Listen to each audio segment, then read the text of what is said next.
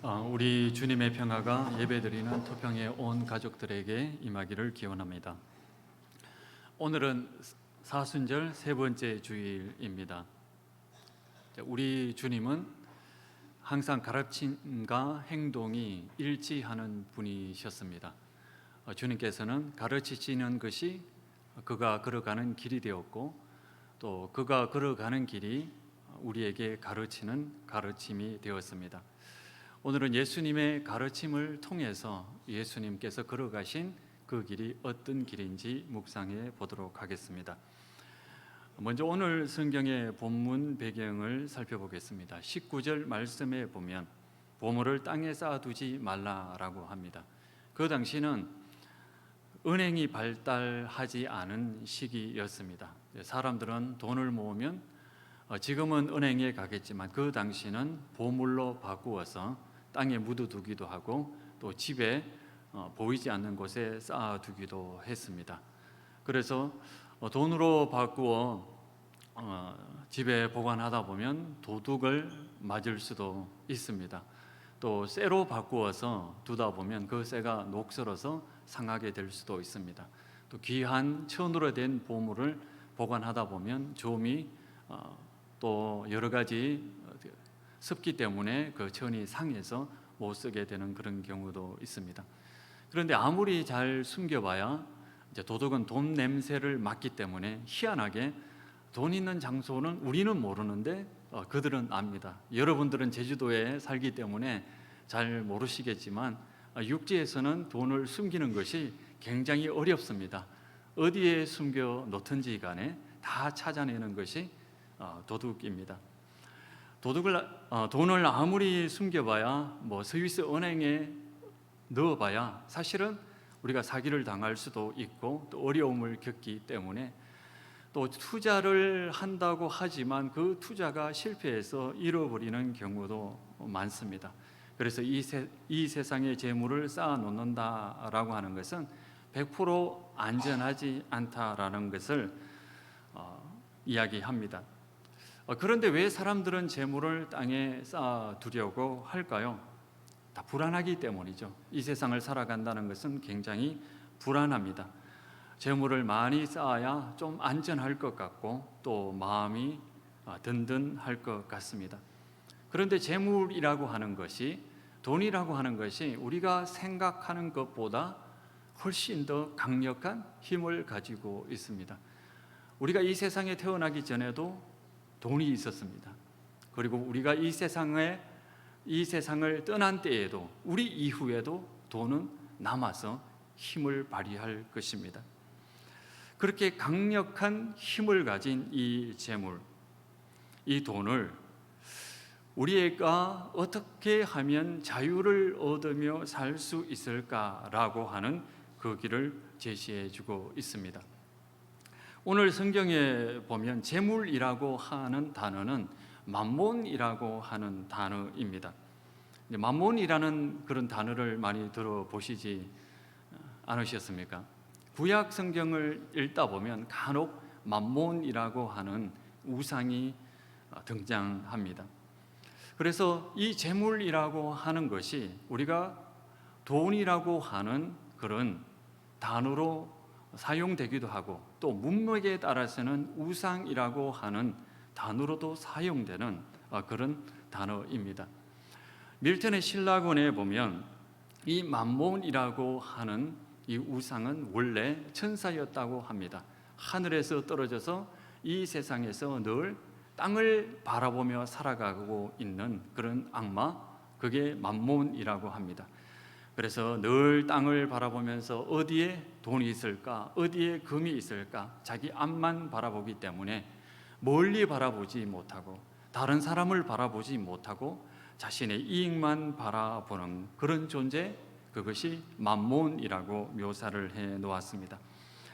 그런데 맘몬이 얼마나 강력한지, 그 맘몬에게 사로잡히면 시기와 질투와 탐욕에 빠진다. 그래서 늘 맘몬을 조심하면서 살아야 된다, 이렇게 이야기를 합니다. 제가 아마 한 중학교 정도 나이가 되었을 때 교회에 나갔는데요, 어떤 한 분이 귀신 들렸다라고 하는 그런 얘기를 들었습니다. 근데 전도사님께서 우리 다 교인들을 모아놓고 그 한 분을 교회 중간에 앉혀놓고 같이 기도를 굉장히 열심히 했습니다.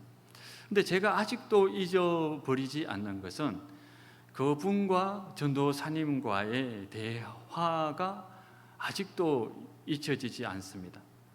그 여자분이 말하기를 어떤 신을, 제가 그 신 이름을 잊어버렸습니다. 내가 어떤 신을 모시고 살면 그가 나에게 부자가 되게 해 돈을 많이 벌게 해주겠다고 약속을 했다, 이렇게 말을 하는 거예요. 그러자 전도사님이 대답을 합니다. 그래, 돈을 많이 벌겠지. 하지만 내 인생이 어떻게 되겠어? 내 인생은 비참하게 될 것이고 언젠가는 외롭고 쓸쓸하고 결국에는 버림받게 될 것이다, 이렇게 이야기를 했습니다. 이 짧은 대화가 만몬을 섬기며 살아가는 사람들의 운명, 최후를 생생하게 묘사하고 있는 것 같습니다. 재물을 하나님처럼 섬기면서 살아가면 우리 인생이 어떻게 될까요? 주님은 재물이 눈을 어둡게 해서 참된 것을 보지 못하게 한다라고 이야기를 합니다. 23절에 보면 눈이 나쁘면 온몸이 어두울 것이니 그러므로 내게 있는 빛이 어두우면 그 어둠이 얼마나 더하겠느냐. 말이 좀 어렵죠? 세 번역은 이렇게 번역을 합니다. 내 눈이 성하지 못하면 내 온몸이 어두울 것이다. 그러므로 내 속에 있는 빛이 어두우면 그 어둠이 얼마나 심하겠느냐. 이 말은 이렇습니다. 세상 모든 사람들은 가슴 속에 저마다의 빛을 가지고 살아간답니다. 그 빛으로 세상을 보고 자기 자신을 보며 살아갑니다. 그 가슴 속에 사랑이라고 하는 빛이 있으면 이 세상 모든 사람들이 다 사랑스럽게 보인답니다. 그 가슴 속에 은혜라고 하는 빛이 있으면 그 빛이 빛으로 세상을 보기 때문에 모든 사람들이 다 은혜롭고 귀하게 여겨진다고 합니다. 삼남한상이 다 사랑스러운 존재고 은혜가 가득한 그런 선물로 보인다고 합니다. 눈이 나쁘다라고 하는 이것은 빛이 있어야 그 자리에 질투가 있고 시기가 있고 탐욕이 가득하다는 겁니다.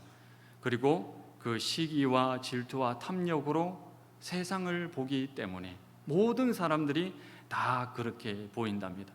그래서 나와 경쟁해야 되는 사람, 내가 이겨서 더 많이 벌어야 될 그런 대상, 그래서 내가 타인에게 지옥이 되고 또 타인이 나에게 지옥이 되는 그런 삶을 살게 된다고 이야기를 합니다. 예수님께서 재물이 있는 곳에 내 마음도 있다라고 하는 이 말의 뜻은 바로 재물을 그곳에 둔다면 너의 마음이 시기와 탐욕과 질투 속에 있게 될 것이다 라는 그런 뜻입니다. 톨스토이라고 하는 분이 이반 일리치의 죽음이라고 하는 소설을 낸 적이 있습니다. 이런 시기와 질투와 탐욕이 우리 인간성을 어떻게 파괴하는지, 우리가 그것을 재물에 관심을 두고 살게 되면 어떻게 되는지 아주 잘 묘사한 작품입니다. 이반 일리치는 법대를 나왔습니다. 그리고 법을 통해서 이 세상에서 명예와 부를 추구하며 살았습니다. 한번 귀족처럼 한번 살아보고 싶었습니다. 아내와 결혼을 했는데 아내 또한 그런 사람이었습니다. 그래서 더욱더 부를 추구하고 귀족 같은 삶을 살기 위해서 아주 열심히 일을 했습니다. 조금씩 승진을 하고 돈도 많이 벌었지만 그런데도 뭔가 마음에 가득 차지 않았습니다. 그런데 어느 날 승진을 해서 상트페테스부르크라고 하는 지역의 높은 판사 자리에 가게 되었습니다. 이제 내가 좀 귀족처럼 살아보겠구나라는 그 마음으로 먼저 그 지역에 가서 집을 샀습니다. 이 정도 집이면 내 아내도 만족하겠지, 나도 귀족처럼 그렇게 살게 되겠지 라는 마음에 집을 수리하기 시작을 합니다. 사다리를 놓고 거기 올라가서 열심히 수리하는 가운데 그만 사다리에서 떨어지게 됩니다. 금방 죽지는 않았고 옆구리에 충격을 받았습니다. 그때부터 옆구리가 조금씩 아프기 시작합니다. 그리고 시간이 지나면서 그 옆구리가 점점점 더 아파지고 결국은 일어나지도 못하고 내가 죽을 수도 있겠구나, 죽어가게 됩니다. 침상에 누워있는 그를 직장 동료들이 찾아와서 위로의 인사를 건넵니다. 그런데 이반 일리치는 그들의 눈빛 속에서 그들이 진정으로 관심 있는 것은 자신의 아픔, 고통, 외로움이 아니고 바로 내가 죽으면 내 자리를 누가 차지할 것인가, 거기에 더 관심이 있다는 것을 알게 됩니다. 심지어 자신의 아내조차도 자신이 죽으면 연금을 어떻게 조금이라도 더 받을까, 거기에 관심이 있다는 것을 알게 됩니다. 그렇게 죽어가면서 이반 일리치는 이렇게 이야기를 합니다. 나는 즐겁게 살고 싶다. 그렇지만 내가 살아왔던 모든 삶은 즐겁지 않았다. 돈과 명예를 두고 경쟁하면서 살아왔다. 이렇게 외치면서 죽었습니다. 심지어 장례식장에 찾아온 모든 사람들도 어떻게 하면 이반 일리치의 자리를 차지할 수 있을까? 어떻게 하면 저 사람의 재산을 내가 가질 수 있을까? 어떻게 하면 유족 연금을 더 많이 받을 수 있을까? 우리가 재물에 관심을 두고 만몬을 섬기며 살아간다면 이런 시기와 질투와 탐욕, 모든 인간 관계 속이 이렇다면 그것이 살아있는 지옥이지 어떻게 참다운 인간 관계가 될 수 있겠습니까? 예수님께서 내 재물이 있는 곳에 내 마음이 있다라고 하신 뜻이 바로 그것입니다. 재물을 가지고 재물을 얻고자, 정말 재물을 쌓아두고자 노력한다면 결국 우리 마음이 얻게 되는 것은 시기요, 질투요, 탐욕이요, 경쟁이요, 평화가 없는 불화라는 것을 말씀하셨습니다. 자, 그렇다면 돈이 있어야 살아가는 이 세상에서 우리가 어떻게 하면 살아갈 수 있을까요? 주님께서는 새로운 대안을 제시하셨습니다. 주님께서는 첫 번째, 믿음을 가지라고 이야기를 합니다. 그러면서 이야기를 합니다. 저들의 백합화를 보라. 일하지 않고 길쌈을 하지도 않지만 솔로몬의 모든 영광보다 더 예쁘고 아름다운 옷을 입지 않았느냐, 이렇게 이야기를 합니다. 저들의 새를 보라. 일하지 않지만 하루의 양식을 충분히 얻지 않느냐, 이렇게 이야기를 합니다. 여러분들이 한번 과거를 돌이켜 보시기를 바랍니다. 인생의 고비고비마다 여러분들이 정말 필요로 하는 그 순간이 있었을 때에 하나님께서는 여러분들을 먹이시고 인도해 주셨고 채워 주셨습니다. 사람을 만나게 해 주셨고 어딘가에서부터 그 필요한 것들을 채워 주셨거든요. 그런데 지금 우리가 살아가면서 재물이 없으면 불안해하고 뭔가 더 얻어야 되는 것처럼 느껴지는 그것은 뭐냐면 과거 주님께서 우리에게 베풀어 주셨던 그 은혜를 잊어버리기 때문입니다. 여기에 관해서 예화를 들라고 한다면 권사님 한 사람을 붙들어 놓고 과거에 권사님을 어떻게 주님께서 채워주셨습니까? 라고 묻는다면 아마 권사님 한 분 한 분은 아마 오늘 아침부터 시작해서 내일 저녁까지 이야기거리가 많을 겁니다. 그만큼 주님께서는 우리를 인도하셨고 붙들어 주셨습니다. 주님을 전적으로 신뢰할 때 이 만몬의 영향력으로부터 우리는 벗어날 수 있습니다. 둘째, 우리가 하나님 나라와 하나님의 의를 위한 일을 선택할 때 만몬의 영향력으로부터 벗어날 수 있습니다. 주님께서는 우리에게 늘 선택하라고 하십니다. 이 말을 다르게 표현하면 재물을 가지고 우선순위를 가지고 살아야 된다라는 얘기입니다. 주님께서 우리에게 필요한 양식을 주셨고 재물을 주셨고 돈을 주셨다면 그것을 쌓아 놓을 것인가, 아니면 하나님 나라와 하나님의 의를 위하여 할 일에 선택할 것인가, 이 두 가지를 선택하라고 우리에게 말씀하십니다. 하나님 나라를 선택하는 일은 어려운 일입니다. 왜냐하면 세상은 돈이면 다 되는 것처럼 보입니다. 세상에 돈을 하지 못하는 일이 없을 것 같습니다. TV 드라마를 보면 이걸 아주 절실하게 느낄 수 있습니다. TV 드라마를 보면 예수님의 가르치면 너무 순진해서 너무 비현실적인 방법처럼 느껴집니다. 제가 예전에 본 보다만, 다 본 건 아니고 보다만 드라마 중에 킹드랜드라고 하는 킹드랜드라는 그런 드라마가 있습니다. 재벌 3세가 예쁜 신입 여자 사원하고 사랑에 빠지는 그런 드라마입니다. 한번 포스터를 한번 보여주십시오. 이 드라마입니다. 잘생긴 재벌 3세와 미인인 재벌은 아니고 신입 사원이 사랑에 빠지는 그런 얘기입니다. 잘 안 보이지만 저기에 작은 글씨가 있는데 어떤 글씨냐면 당신을 구원할 사랑의 마법이라고 이야기합니다. 그만 보여주셔도 됩니다. 저 드라마를 보면 굉장히 기분이 안 좋아서 제가 저 드라마를 딸하고 같이 보고 있었거든요. 그 딸이 저 드라마 남자 주인공이 너무 잘생기지 않았냐, 그래서 제가 아빠도 과거에 그랬어, 그러니까 딸이 약국에 갔다 올까요? 그러더라고요. 그래서 그 이후부터 제가 이 드라마를 기분 나빠서 보지 않았는데 설교 준비하면서 생각이 나서 가져옵니다.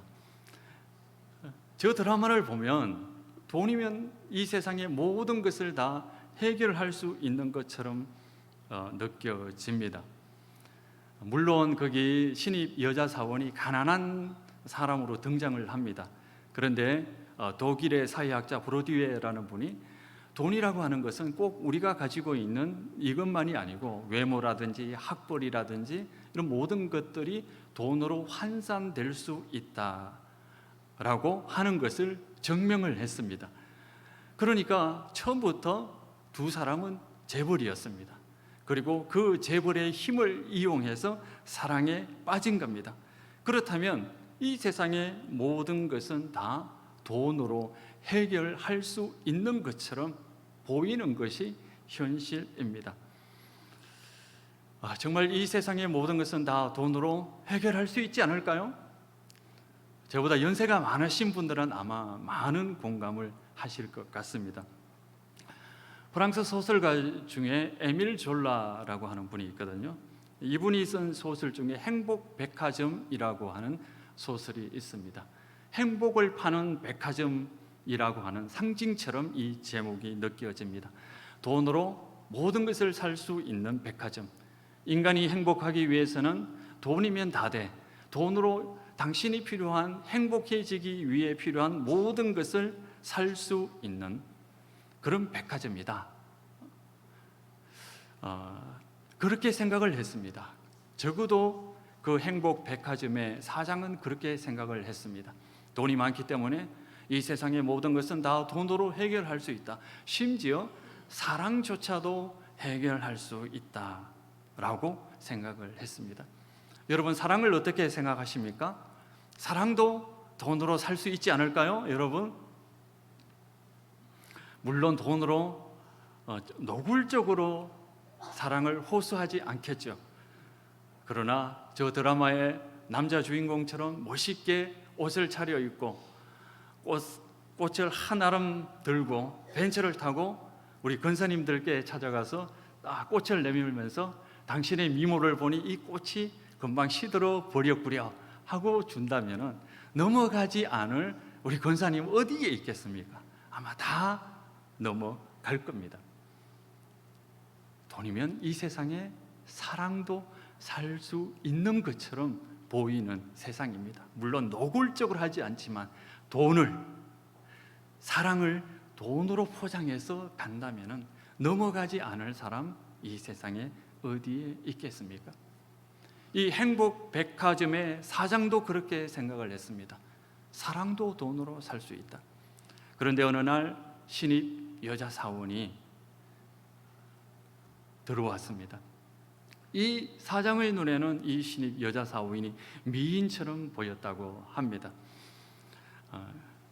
원래 미인은 아니었을 겁니다. 아마 그 사람의 눈에는 아마 그렇게 보였을 겁니다. 미인처럼 보였습니다. 그래서 내가 사랑을 돈으로 살리라라고 하는 그런 목표를 가지고 그 여인에게 선물도 주고 보석도 주고 여러 가지 제안도 합니다. 그런데 그 여자는, 그 신입사원은 그 사장의 사랑을 받아들이지 않습니다. 너무나 실망하고 좌절한 나머지 그 청년은 가만히 돌이켜봅니다. 그러면서 사랑이 무엇인지 깨닫게 됩니다. 아, 돈으로 살 수 없는 것도 있구나. 그때 처음으로 사랑이 무엇인지, 진정한 사랑이 무엇인지 깨닫게 됩니다. 우리도 마찬가지죠. 재물이 중요합니다. 살아가기 위해서 꼭 필요합니다. 그러나 돈으로 할 수 없다는 것을 알게 될 때 참된 신앙인이 됩니다. 정말 중요한 것이 무엇인지, 이 세상을 살아갈 때 정말 중요한 것이 무엇인지 알게 됩니다. 하나님께서 주신 재물이 만몬이 되는 것이 아니라 하나님이 주신 재물을 가지고 재물을 관리할 수 있는 청지기로 변화되어가는 시발점이 됩니다. 33절에 주님께서 이렇게 말씀하셨습니다. 그런즉 너희는 먼저 그의 나라와 그의 의를 구하라. 그리하면 이 모든 것을 너희에게 더하시리라. 하나님의 나라, 하나님의 의, 그것은 돈 주고 살 수 없는 겁니다. 돈 주고 살 수 없는 것을 돈을 들여서 사용하라고 이야기를 합니다. 참 역설입니다. 아이러니합니다. 돈으로 할 수 없는 일을 먼저 선택하고, 하나님 나라도 돈으로 살 수 없지만 하나님께서 주신 그 돈을 사용해서 하나님의 나라를 이루어라고 이야기를 합니다. 가장 먼저 하나님 나라를 우선시하고 하나님의 의를 생각하면서 하나님께서 주신 그 재물을 사용한다면 만몬의 영향력에 빠져들지 않고 만몬으로부터 자유로울 수 있는 하나님의 청지기가 된다고 이야기를 합니다. 자, 하나님의 나라는 어떤 나라일까요? 하나님의 나라는 어떤 나라입니까? 우리 교회 로고 한번 보여주십시오. 저 위에 토평교회 글씨 위에 있는 저것이 우리 교회 로고입니다. 저 십자가를 보면 신나게 하나님을 찬양하는 그런 모습인 것 같습니다. 그리고 그 어깨 위에 성령의 9가지 열매가 주렁주렁 조화롭게 매달려 있는 것처럼 보이죠? 저게 바로 하나님의 나라입니다. 저것이 풍성한 것이 바로 하나님의 나라입니다. 그래서 성령의 9가지 열매가 뭘까요? 사랑과 희락과 화평과 오래 참음과, 여러분 다 외울 수 있으세요? 걱정하지 마십시오. 여기 주보에 보면 제가 적어놨습니다. 주보에 보면 사랑과 희락과 화평과 오래 참음과 자비와 양성과 충성과 온유와 절제니 이렇게 적혀 있습니다. 이게 모두 충만하게 발현되는 것, 이게 충만하게 발현돼서 서로 조화를 이루며 살아가는 공동체, 그것이 바로 하나님 나라입니다. 사랑은 뭘까요? 내어주는 거죠.